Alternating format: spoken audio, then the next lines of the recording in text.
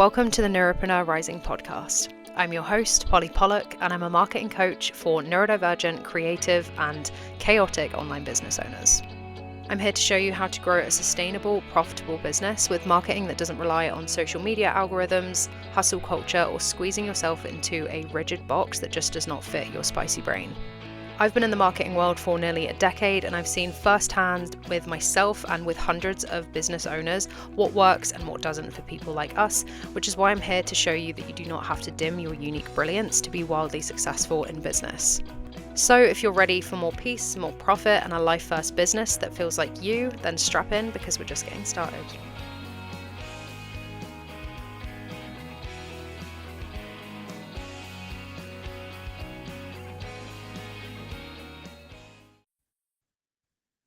All right, guys. Hello and welcome back to the Neuropreneur Rising podcast. Today we have another very special guest for you. Her name is Kyra Alani and she is a creative director. Her superpower is helping multi-passionate creatives build legacies through brand architecture and belief systems. She translates the abstract, hard to explain thing you do into visual language so that others can understand and support. Kyra, welcome. Thank you so much for being here. Yeah, thank you for having me. I'm honored. Awesome. So yeah, we were speaking quite a lot before you came on as a guest, and I told you how much I loved your story and how much it resonated with me, and just how in depth you went when we were speaking about kind of your work and what you do. And I just think it's so inspirational. So obviously I've mentioned to you kind of what I would love to talk to you about in like particular on this episode. Specifically the PMDD side of things I know was a real big topic. So I'd love to kind of just start this off by asking you about that PMDD and neurodivergent convo. It's a combo. And I think a lot of people know about PMDD, but don't tend to speak about what it's like when you layer in that neurodivergence on top of it. And I think it's really interesting because there is a correlation between things like PMDD and neurodivergence. And yeah, I'd love for you to go into kind of what that feels like in business and why do you think it's so under discussed and your experience with that. Oh Lord, where do I start? Yeah, it feels like a hurricane, honestly. It's intense, and my journey with it, it's been a long time. So I'll back up a little bit and kind of start from the beginning. I've always had somewhat irregular cycle, and I wasn't necessarily in tune with the moon, I guess you could say, like with my body and my own cycles. And partly due to I was a competitive gymnast, like very high level competitive gymnast. So very low body fat, very masculine in its expression. You know, it's very like regimented, masculine, structured. And I liked that. But my body just grew up as a young girl, like not connected to my womb, you know, and the feminine. And I think business is a lot like that too. And so it kind of was like ran parallel with the way that I grew up and not being connected to being a woman, sort of, no pun intended, like bled into this entrepreneur journey, which I'm still learning. I'm still learning my own cycle. I find it fascinating. But yeah, pretty early on, I think I was in college, I dealt with some depression. And, you know, it was mental health is so interesting. And there's just so much complexity and it's so vast that I was dealing with some, you know, general depression, clinical depression, that eventually it turned into a PMDD diagnosis. And that really helped me understand a lot more about myself because it wasn't just that I was sad. It really had a lot to do with hormones and it had a lot to do with where I was at any given time. And I think it would be a little bit easier if I could track my cycle because yeah, having the structure within the, you know, the wild kind of peaks and valleys is really helpful. But yeah, I'm still on that journey. But yeah, being an entrepreneur is a lot like being a competitive athlete too. I think you get up every day and have to do a lot of hard things that you wouldn't necessarily need to do if not running your own business. So it requires a certain sense of a push. There's like a pushing to it, and that's very anti like feminine too. So it's a constant balance, I think, between knowing when to push and when to go, and then knowing when to sit back and just kind of like be soft and allow. And it's such a mind fuck, the whole the whole thing, honestly. Did that answer your question? I don't know. Yeah, no, it really does. And I think you touched on a really important point as well. Like, I think this is probably gonna like ruffle a few feathers, but business itself is like inherently masculine. And so Yes. I know a lot of people kind of are like, yeah, no, business is feminine. It's like, well, no, business itself is actually masculine. But in my opinion, anyway, my humble opinion, but you know, we have to find ways to make it work with us and our cycles. And I don't have a PMDD diagnosis, but I definitely struggle with that energy fluctuation. And you know, probably like 1 in 3 cycles will be like, I'll have a horrendous PMS week, and it will just be like, fuck, why did I put all this shit on my calendar, man? Right. Yeah. And that's why having an irregular cycle is so hard, because I would love to be able to look ahead to the week that I know would be a week where I needed to rest. And I same thing. I'll schedule things on my calendar, and I'm on my cycle right now, and it's been nonstop the past couple of days of like, oh, why did I do that, to myself? But yeah, we live and we learn, and learn our own bodies and our own kind of rhythm. But yeah, agreed. I think business is so inherently masculine, and it's not set up for women. Corporate too, not just entrepreneurship, but everything is set up to be, there's no cycle to it. It's just every day, 9 to 5 or whatever you set it to be. Yeah. Yep. Yeah, you're so right. Like, corporate as well. I was a corporate girly myself before entrepreneurship. And yeah, it's like, I remember if I'd have like said, oh yeah, can I have like a few days off for my period, you would have been like, you still probably would be like laughed at, like, fuck no. Yeah. And I think that's like the beautiful part of being able to run a business with, being neurodivergent and having the ability to, if you have a regular enough cycle, to kind of plan your months around that. That is such a beautiful thing, because we kind of have access to that knowledge now, that we can do business the feminine way and have a way better time doing it, and also achieve better results. Because I find that whether it's cycle management or like neurodiversity in business as a whole, I find that when you are able to actually look at how you perform best, what time off you need, working with your capacity and your energy, you can actually operate at peak performance and still get all the rest you need. But I think it's like, for us high achievers, which I imagine you are as well, given your like athletic upbringing, I'm assuming, it's like being boundaried in that is the hardest part of like sticking to what you say. Would you happen to agree? Yes. Yeah. And scheduling in rest is crucial, and also very foreign. Like I have no chill. I have to literally, in my calendar, I have every hour blocked. I do diverge from it, because I'm a little bit of a rebel. Like don't tell me what to do, kind of person. But I have to schedule in family time, rest, read a book. Like I have to make myself stop, because I'm very much go, and I want to win, and whatever that means, and I think I like to compete with myself too, and how much I can get done. But yeah, it's incredibly hard when you're high achieving, and when you also have really high standards for yourself, to sit back a little bit and kind of, I've spent a lot of time redefining what that means and connecting with my feminine.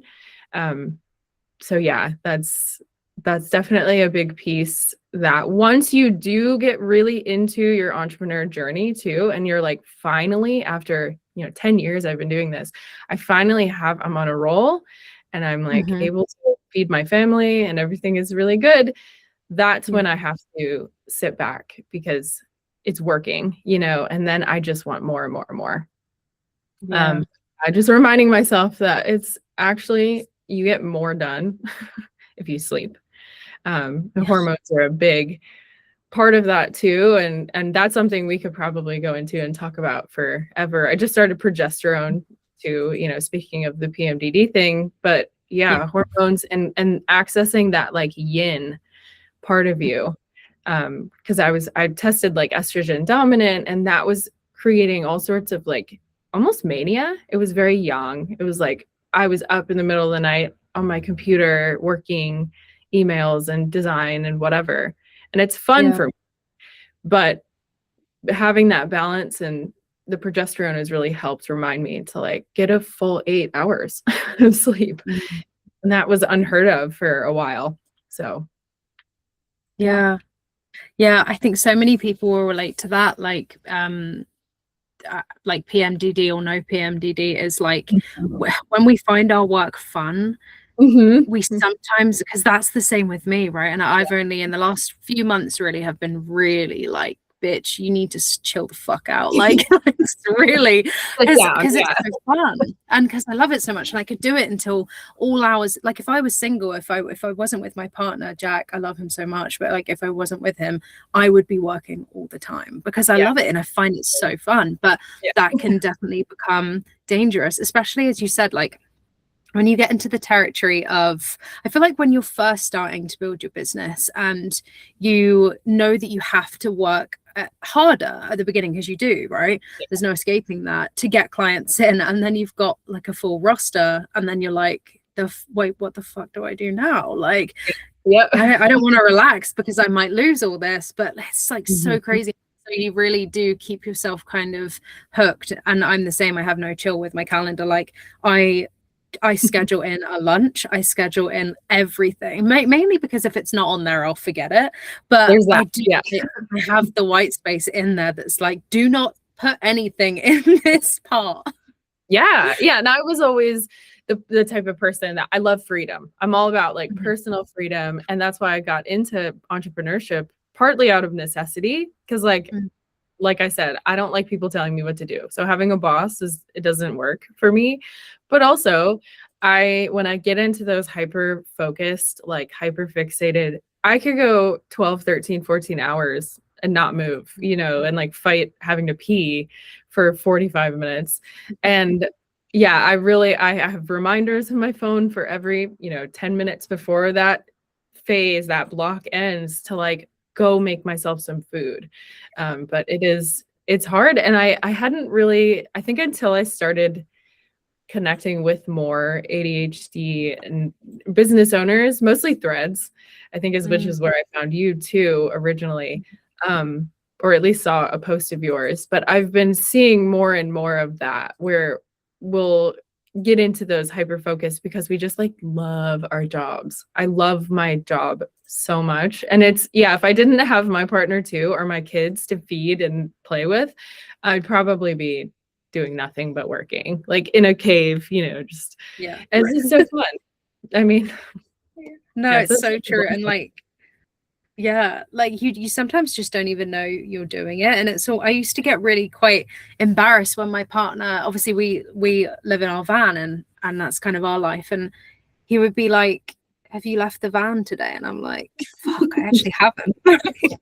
And I'm meant to like be in nature, and it's meant to be like, I'm free spirit like all the time. And there'd be some days where I'd be like, shit, man, I haven't even left the van because I've just been working. And so putting your own boundaries in place is so important. And just back to what you were saying about I think a lot of, as you said, a lot of the kind of ADHD and neurodivergent, because I know that this is a really common thing with autism as well.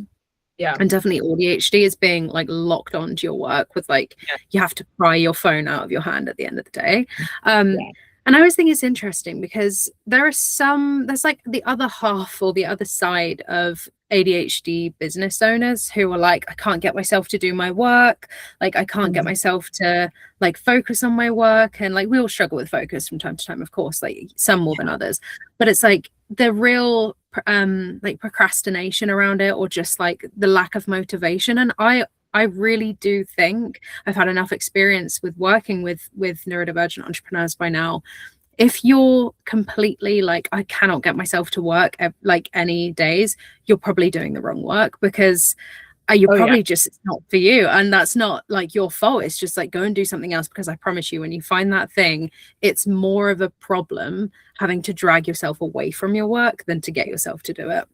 Yeah. I find that with certain parts of my work though, too. Like there's a couple of things that I dread that are a necessary part. I mean, doing like my profit and loss, basically, that's scheduled in too, where I have every, some of it's automated now, thank God for AI and like creating those systems.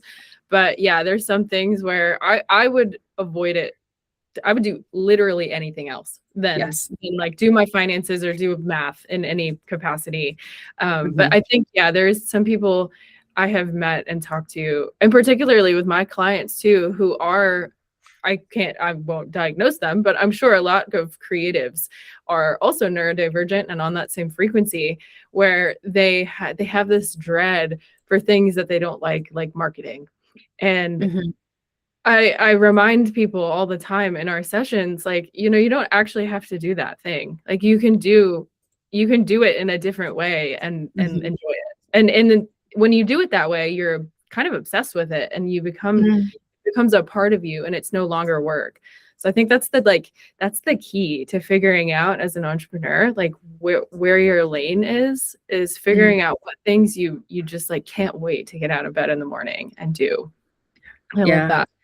Yeah, for sure. Like you're so right. Like I would rather, a saying that I really love is, I'd rather shit in my hands and clap than do any form of admin. Like I love my VA. She handles a lot of the stuff that I really don't like, but there's still tasks that like don't justify outsourcing, and I have to do them, and I'm just like, oh, I'm gonna try and do anything else before this task. And marketing, I mean, like I think marketing is a struggle for a lot of people, because like you touched on, I mean, when I was kind of making that like giving that example, I kind of meant like, your work, like the body of your work, if that feels like a struggle. If you're like, oh man, I gotta go on these fucking coaching calls, I hate this, it's that, probably you're not in the right type of coaching, or like, and there are people out there and who struggle with that, and I get that, but marketing really, I think, is the thing that people struggle most with, in my experience, from what I've seen with neurodivergence. And that's obviously why I do what I do, because it's a real high energy output task for a lot of people. And especially, it doesn't have to be necessarily in the way that we're taught it has to be, but the whole post on social media every day thing, that kind of shit, people don't like it, because actually it takes a big chunk of every single day. And I'm not surprised. And I think that there's so much shame around, like, if you're not posting every day, you're not consistent, and all this bullshit. And marketing actually itself inherently doesn't require that. But it's about, I think, that high intention and knowing where you're directing your energy for the biggest payoff. What have you kind of noticed in your journey about that? Okay. Things have shifted. This is actually great timing, because things have shifted. I was in that same boat maybe last year. I just, because Instagram has changed. I'm sure everyone has noticed over the last however many years we've been using it. It's changed pretty drastically. And I just, like, for a long time, I really enjoyed sharing my work, and I enjoyed connecting with people. And I don't have a large audience at all. But it became such a chore. It was just something that I have to do this thing. And like you said, it takes a lot of gas. It's like a lot of energy input for almost no output at a certain point. But it took me nuking my Instagram. I deleted everything off of it except for a 9 grid, which is weird because I had a lot of great work on there. And I just one day was like, I'm going to start over, and decided to make it like somewhat aesthetic, try to have fun with it. And then I just left it. I actually bounced over to Threads, and I started being a lot more unhinged.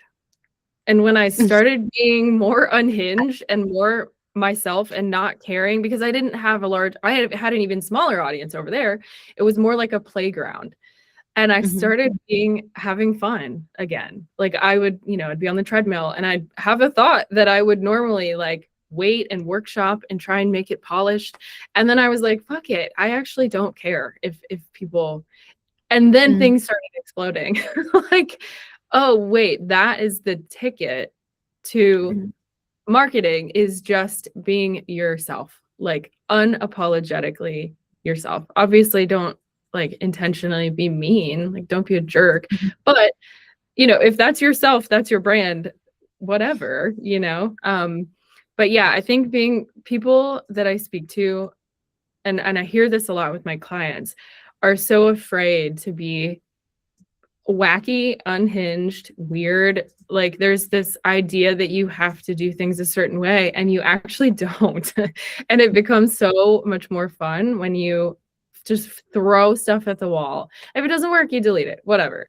But yeah, just a lot, take the pressure out of marketing, and it's actually gotten a whole hell of a lot more fun. So that would be like, and that unlocked a door that I had been struggling with for so long that I was like one of those people that was so just not excited to do it. And now I can't wait. I mean, if anytime I go to the bathroom, I'm like, okay, I've got some stuff that I've got to edit real quick and just post. And, I try and not live on my phone, but it's hard not to when you enjoy marketing too. It's the same thing, being hyper fixated on it. So yeah, that would be my best advice this year. It's just like, be a little weirder. I love it. Just be a little weirder. Just do it. You might like it. You might enjoy it, actually. And I think the world will enjoy it too. We need a little more of that. Yeah. Fuck yeah. Like I so agree with that. I think, so many people have been enjoying Threads over Instagram. Obviously, the way I've kind of shifted things in the last few months, I'm not on Threads, I'm not on Instagram, I'm not on any like short social media short form kind of thing, but I did really prefer Threads before I kind of left. But then I noticed the flip side of that was it was like I was still hooked, and I was like, I'm so tired still. But I think it is, if you genuinely enjoy showing up like that and that brings light to your day and it's getting you clients, then literally go off, because that's as long as you enjoy it and as long as you don't feel like it's exhausting you, and if it is, just setting a little boundary, then that's amazing. And I think I've seen, like, my whole ethos is like running a social media optional business. So like the basis of your marketing is, and clients coming in, is taking care of off social media so that you can have fun. And like you say, just be a little fucking weirder, like on the platforms you enjoy. Yeah, I agree with that. I think paring back into just one, and I've been telling my clients, it doesn't actually have to be social media either. Like you don't have to do that. And my business actually, when I stopped using it, my business didn't change and it also improved. And I think getting back, especially in the age of AI and all this kind of, slop that everyone talks about, and you can feel the homogeny. It's like everything's kind of becoming one. That's why being a little weirder, not just online, but in person, actually will do you so good. Like I tell a lot of my clients, we talk about unconventional strategies for marketing, and one of the things that keeps coming up is like, go out into town and start talking to people. Like go strike up a conversation, which is hard for some neurodivergent people too. But there are other creative ways you could do it. I mean, there's a number of strategies that you can employ that are in person. And I think that is actually, I went out recently, and I'm an illustrator too. I don't do it as much for money. I'm pretty busy with client work, but I think I was at the gym or something and got my iPad out and sketching. I had 3 or 4 people walk up to me and start a conversation. Like I didn't have to do anything for that except be in the thing that I love doing, and got a client out of it. So I would, people are so fixated on social media, and I kind of chuckle because really, if you're, relying on word of mouth anyway, what's the difference if you're going to just go in public, start talking, start yapping? Yeah, no, you're so right. Like, this is everything that I teach, is like exactly what you said, of like, just get a little bit creative, like put Yeah. your, like, I almost think of it like put your normal person head on just for a second, and just Mhm. think, where are your clients going to be? Like, I Mhm. rarely will say put a normal person head on, but Right. I'm not really about that. But I think we've all been so swept up into the tactics, the right things to say, the strategy, this, and it's not even strategy, it's fucking tactics, and just like these little niggly things. And it's like, I think we're all going a little bit insane, and not in the good way. Like, I really think, just like, zoom out, look at where you're actually going to find your people, online and offline, because what people Mhm. also don't get is there's a whole online world out there beyond social media. If going in person isn't your thing, believe me, you don't even have to do that. Like, there's a whole online world out there. But yeah, I think it's the expectation of it needs to be social media, and it needs to be you going viral, is crazy. Oh my God, the viral thing, it makes me roll my eyes. I just had a client I put a proposal in for that was like adamant about certain things, and it was kind of a bigger like school situation. And I sort of angled it to, that wasn't really what they needed, actually. They, in terms of enrollment, and I did a bunch of research to figure out where their people are hanging out, and it was definitely not where they thought. But it's hard to get people to kind of turn their attention to something else, because it's become this like thing. But yeah, the tactics, they're so funny, and they change. Like, they're not going to be the same in a month. And really, if you're doing it now when it's trendy, it's already over. So you might Yes, as well. It's a little late, but and pioneering a new trend or a new thing, I think, is actually what people want, but they're just unsure of how to do it. And so they default to the thing that's already been done. And we're tired, like you said. We're just tired. Yeah, So you just use something. exactly. Yeah. Yeah, you're so right. Like, pioneering a new thing is actually not very fun. Sometimes it's necessary, but, Yeah. and believe, I would always say, do it. Like, I think I really felt that at the beginning of this year when I decided to come off of social media. All my students in my program were kind of saying like, oh yeah, I fucking hate social media as well, can I come off of it? And I'm like, don't ask for my permission. But yeah, and then my whole thing now is helping neurodivergence obviously market without social media. But that felt a little bit like, oh my God, like I'm a little scared, even though I know I've been doing this way too long to know that there's no risk with doing this, only reward, because it's more sustainable. But I think everybody I spoke to, in terms of like peers and people above me in business, were like, oh, are you sure you want to do that? Like, blah, blah. Like, it was a real, I was like, do you know what? I know in my logic marketing head, like, I really do want to do this, and I know that there's really no risk with doing this, but it had me questioning, and I got a little bit of leadership isolation. And so I feel like, yeah, pioneering something new is sometimes really necessary, but not a lot of people do it, which I think is why everybody's caught on the same bandwagon of, like, for example, social media. Yeah. What do you think that fear is, though? Is it fear of like being outcasted? If you do something a little bit weird, is it, what's the fear? Because I get it. I understand the feeling of being afraid of being a little bit weird, but it feels like it goes back to like, grade school. Yeah. I don't know. If you're the weird kid in class, you're a little not part of the thing. It's so interesting how that has followed us to now, which like, yeah, what's the fear? And I actually look up to my husband for this, because he's also neurodivergent, and a wonderful, brilliant man, but like not afraid, not even in the least, of what people think of him. Not at all. And it's so inspiring, because he will do the weird thing, and not so. But yeah, there's still those the piece of me that's like wants to be a cool girl, but I'm not. I'm like a hamster in a human body. I'm just like, I'm so nervous and like, but I want to be cool. Yeah.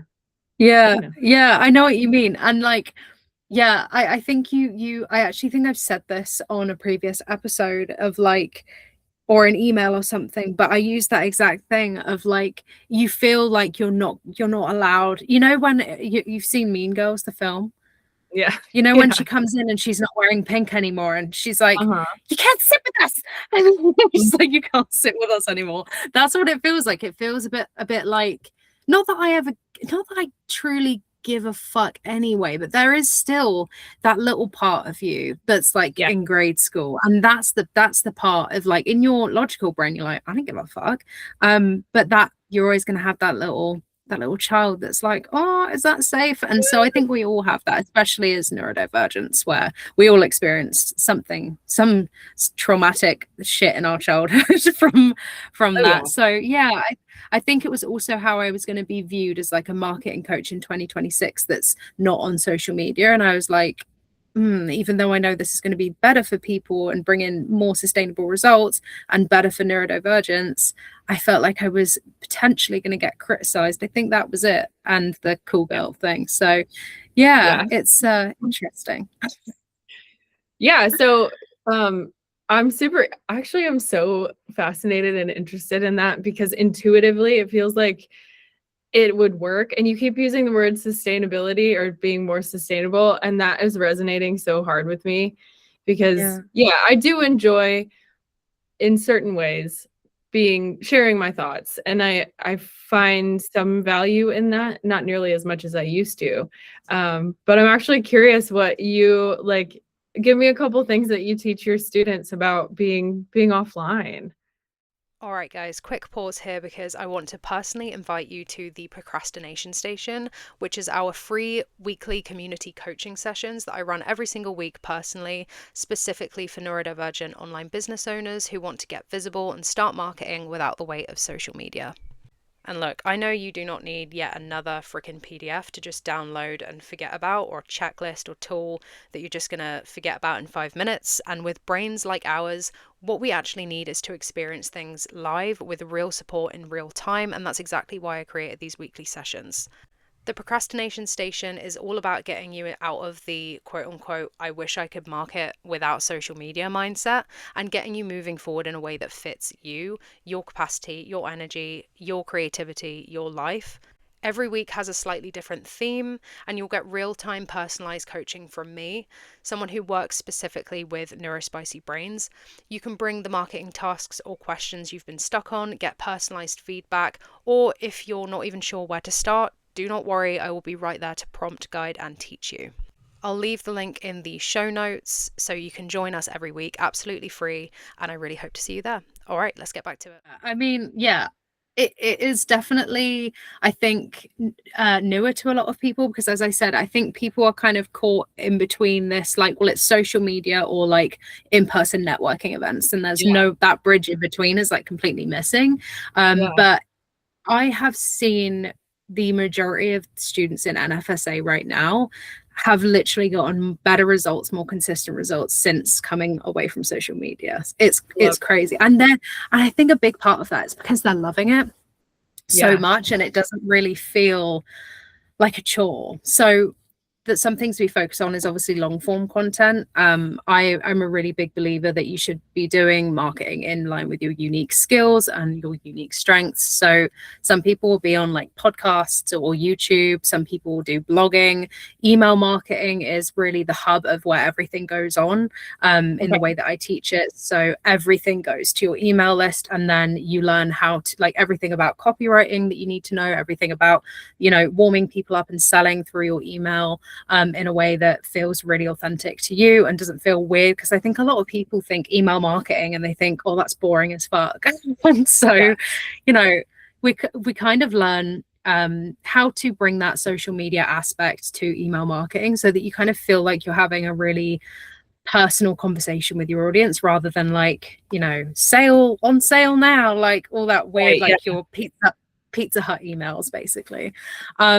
So yeah, but in terms of like visibility, obviously long form content, and then we really utilize like collaborations, like we were talking about earlier, like looking at where you're actually going to find your ideal client, online and offline, but primarily online. Podcast guesting, guest speaking, being like a guest speaker in workshops, loads. There's so many avenues, and I think that I love working with each person to look at, okay, what's going to feel good for you. So yeah, we go all out on the off social media side of things. I love that you're looking at the whole human, like, and I think that's really important, and something that I've been naturally leaning into with clients is you can't really separate the human from the business. Like, a lot of people see, you know, I have a business. No, you are the business. And like, how do we wrap everything you're doing on a day-to-day around what you actually are good at? And that's where that piece comes in, where people get stressed out of like, oh, I need to do this. No, you don't. You know, if you're better one-to-one, do that thing. You know, if you're better in large groups, do that thing. You know, whatever lights you up. So I love that so much. I'm in the boat of like, I don't think email marketing is boring. I've literally never done it. I mean, maybe a little bit, but I'm just so unorganized with my email list and all this stuff. And it wasn't until recently where I started falling in love with writing. So that's been a big shift. Is that something that you talk about a lot with your students? Is like, you know, you're writing down. Yeah, definitely. I sense that. Definitely. Yeah. I think if you love writing, email marketing is going to be your best asset, because we look at infusing your brand voice into every email. Like, obviously we approach email marketing strategically. So based on what you've got going on, you're warming up your audience in a certain way at a certain time. You know what you're doing, and you never feel like, oh fuck, I don't know what to put on my email today. I don't know what the purpose of this email is going to be. Because I think that's the point of, like, a lot of people sit down, go to write an email, and they're like, they get writer's block, and they're like, I don't know what the purpose of this email is. I don't know what I'm going to write.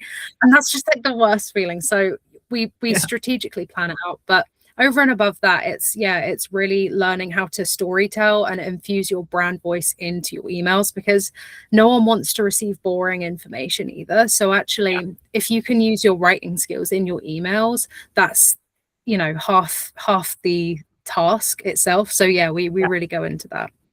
Oh, how cool. I love that. I'm so much more visual. So a lot of what I do for clients is, translating. You know, many of them don't know how to use Canva, or aren't visual people in general. So I tend to take on that role. But the writing bit, because it's so new to me, I'd love to be able to offer that as well, because that's a big gap for my people. But I'm just now creating ways that work for my neurodivergent brain, because I've never, like I said, never enjoyed it.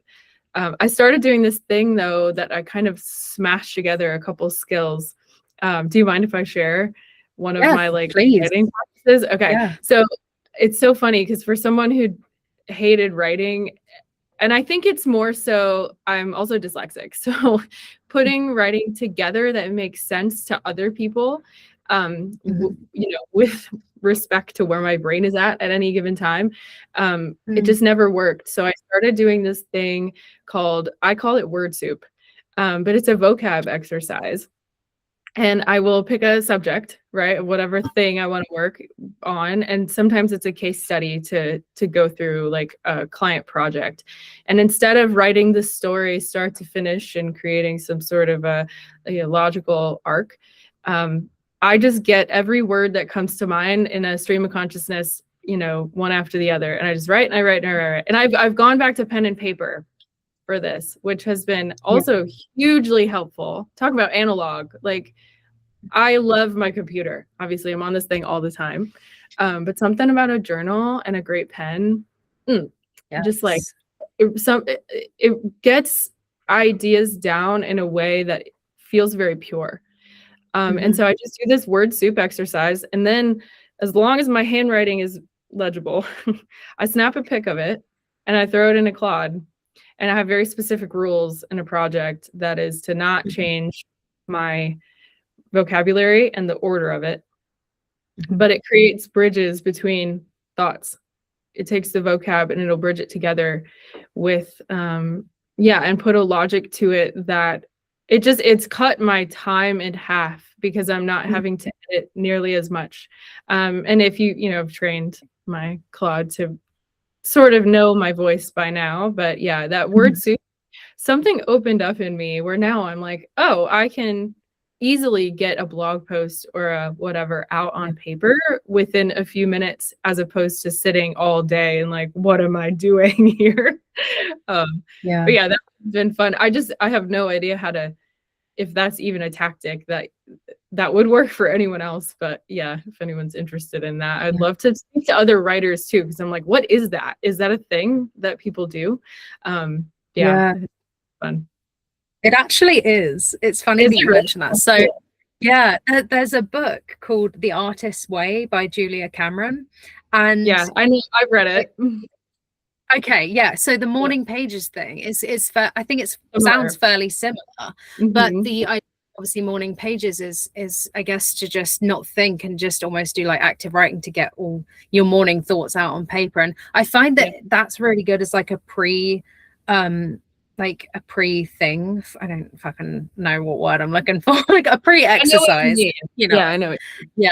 If I'm going to do like some creative work, or if I, when you're just about to do something creative and you kind of just think, how am I going to get this out? I find that if I do something like that before, it's like, okay, the creative constipation goes, and it's just like a beautiful diarrhea of creativity. No, it's true. There's a blog. Yeah, I went through The Artist's Way in college and read it a few more times after that, and I couldn't get through it until maybe a couple years ago. I finally was able to get all the way through it. And I don't have a practice of morning pages, but I kind of utilized that was an inspired word soup among other books that I've sort of been studying and like Frankenstein together some sort of writing practice that worked for me. And I was so delighted when it worked, because Artist's Way, like morning pages were always really good, but to me, I need a purpose. Like I need a point to it, and I don't enjoy doing activities just to do them.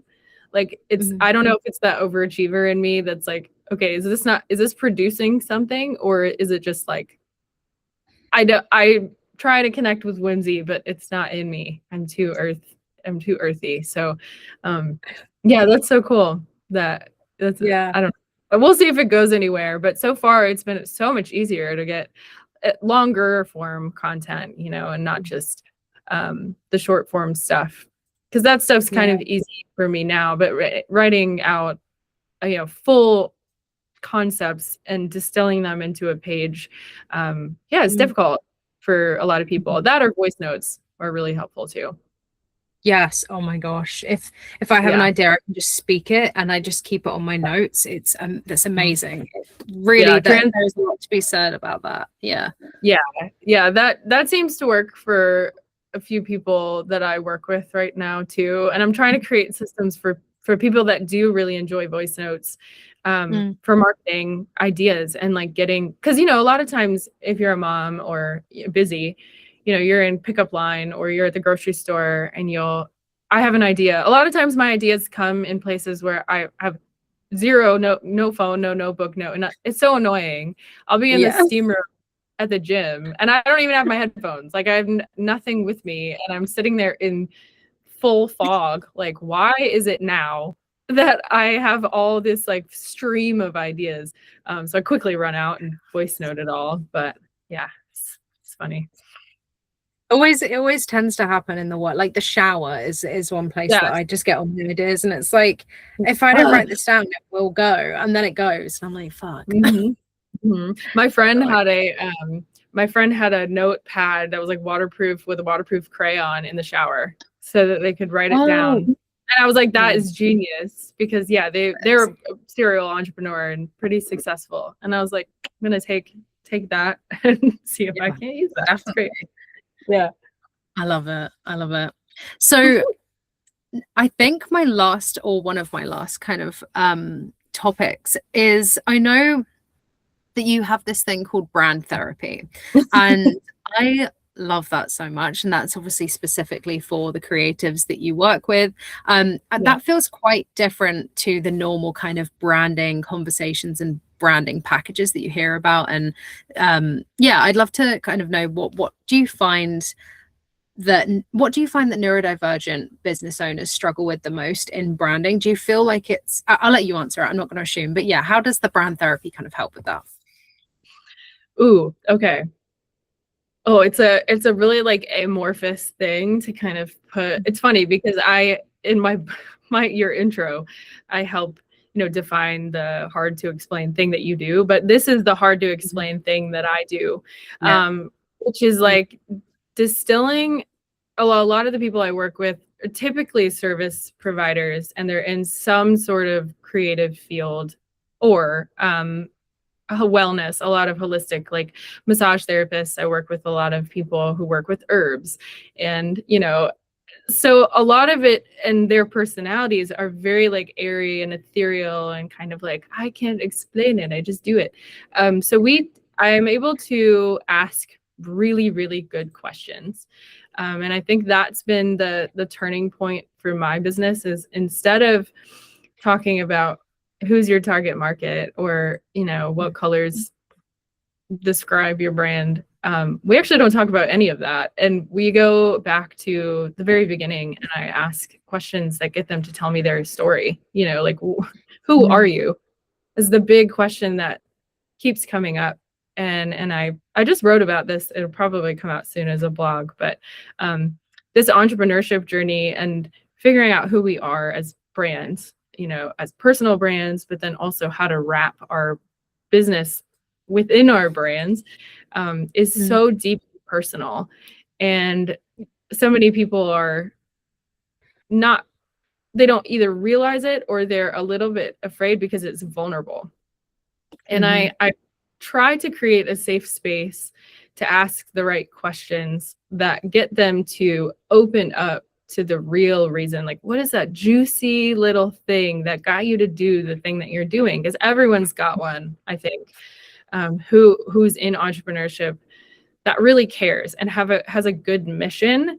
We get to that one little piece that sort of defines the rest of the business, and it opens up a whole new world and also a deeper meaning, where you're anchoring back to that source of truth, that like little thing in you that, and it could be multiple things, and often it takes multiple sessions sometimes for bigger branding projects to get to that thing. Once we figure out the reason for being, everything else gets easier. Every other conversation after that can anchor back to the point. And once you have that one, little thing, it becomes easier to tell your story.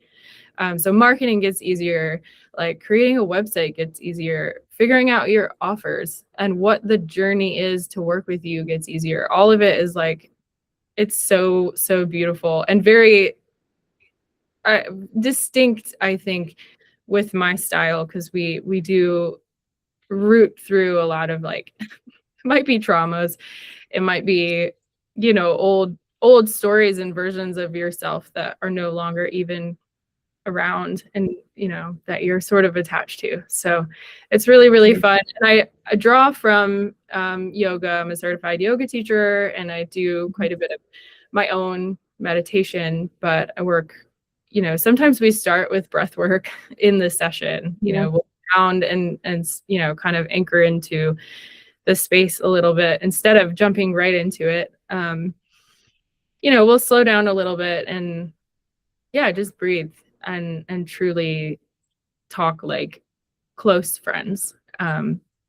It's typically I'm way better one-on-one for that reason, because I love hearing people's stories. I love that storytelling aspect. But brand therapy is fun. I had a client last night staying at my friend's property who has a retreat center, and I'm helping build the business. And I wish, one of those moments where I wished I had a camera recorder going, because what she shared with me about the process of our work, it was so beautiful. And she actually called me a dream architect. And she was like, you're not just helping with the branding. She said, the brand is here because of you. But what you're really doing is helping piece together my dream, you know, and I made me cry. I mean, she was crying, I was crying, my husband was crying. It was such a beautiful sentiment. And that's really what I'm trying to do, is like, I just want to support people in their vision and their mission. And I know the way to there, you know, using all of the tools in my toolbox. So yeah, brand therapy is really fun. I don't feel comfortable calling it brand therapy, like in public settings, because I'm not a licensed therapist, but I feel like I have some sort of, there's got to be some other words to, to describe it, but so we'll go with dream architect. But it's so much, it's so much more than that. But yeah, it's a fun thing that sort of cultivated itself over 10 years time.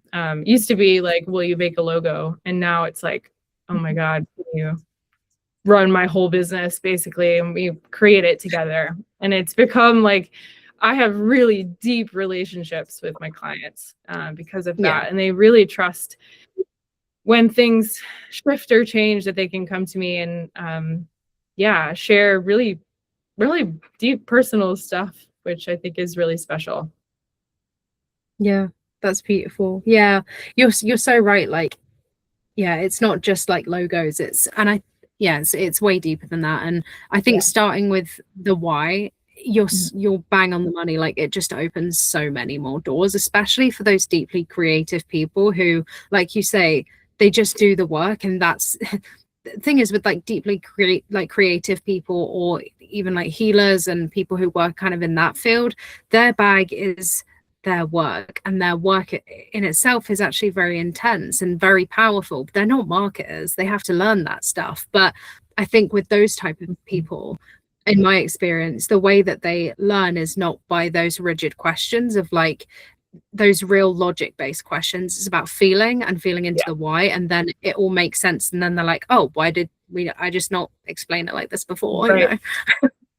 Yeah. Oh, the feeling bit, you know, and it depending on your niche, right? Because some people are more logic focused, and I think that it circles right back to the point of business being inherently masculine and very like logic. You know, sales is objection handling and whatever, and really has so much more to do with passion and feeling, and where people are moved to do anything is really from deep rooted feelings. And once that bit gets understood for people who think a little bit differently, it's really fun to see them shift from, you know, like, oh, I don't understand business or sales, to really it's no different than being a person. You know, I was just telling a friend of mine recently, we were talking about business, like funny business hacks or something. And I was like, the one business hack nobody talks about and that no one will sell to you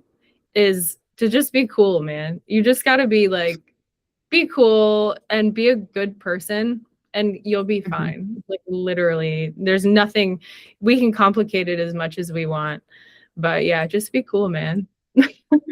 Yeah, I always say like lead with care, and if you out care your competition, you'll have no competition. Oh, they'll be fucking that. Like there's no competition. No, really. And best idea wins, and the kindest, most compassionate person wins always. Like hands down. Love that. Yeah, for sure. I think when you can combine marketing and like knowing, you know, there are like strategic elements to it, of course, like there's loads of strategic elements to it, but you can also do all the strategic elements. And if you don't give a fuck about your people, those strategic elements are going to flop. Or if you're trying to do all the tactics and you've actually forgotten about your own care and your own heart, that's probably why it's flopping. So when you can really have both, like knowing where to direct your energy and knowing how to talk about your work and how to have confidence doing that, and you can like out care your competition, lead with heart, you're winning. So yeah, I love that so much. So this feels like a really beautiful place to kind of start rounding off. Can you let people know what you've got going on, where they can find you, where is the best place to connect, and so on? Yeah, so like I said, am incredibly busy with client work right now, but I'm booking into summer, which is great. So you can always find me on my website, foundingmothersmedia.com. It's done, but it's always a process. There's always new things and fun things being added. My favorite place to start, where I start with everyone, is I do one free brand architecture audit a week, and that gives you a whole heck of a lot of things. So even if there's no pressure to work together, I do them for fun. I do them as part of every project I do, just to sort of audit where you're at anyway. So it's a nice kind of entry point. But yeah, I'll send you a 10-minute screen recording of my findings and give you like 5 things to do right now. So that's a really great place to start.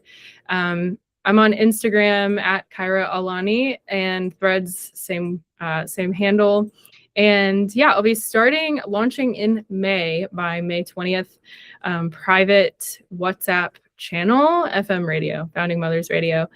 So I'll have a regular, announcement section that'll be the actual podcast, but I have another channel for design support. So anyone that's interested in, quick questions or not just design, branding, business, automation, systems, stuff like that. I have some really fun ideas on making content creation easy and fun. And yeah, it'll be a nice little like voice note mini podcast style question and answer thing. That's really new for me, and I went that direction instead of going heavy email marketing. But I'll probably be talking to you at some point about some email stuff, because yeah, I'm not heavy into it, but those are probably the best places to find me, really. And obviously you can always catch me on email. But yeah.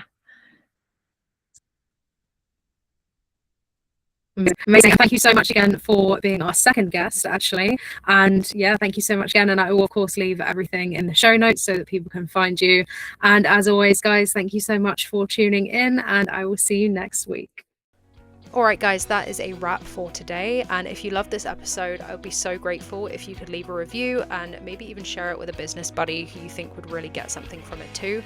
It really does make a huge difference. The more reviews and shares, etc., that this podcast gets, the more it gets pushed out to other creative, brilliant, neurospicy business owners who really need to hear this stuff. And honestly, I just want more people like you to know that success does not have to look the way that we've been told it does. So the more you help me get this into the right hands, the better. And if you're ready to take things a step further and get some real support, just head to the description and you'll find the link to the Neuro-Friendly Sales Accelerator, which is my 4-month signature marketing coaching program for neurodivergent entrepreneurs. From there, you'll be able to book a free strategy call with me. We'll have a chat to see where you are and see if it's the right fit, and we will go from there. All right, see you in the next one.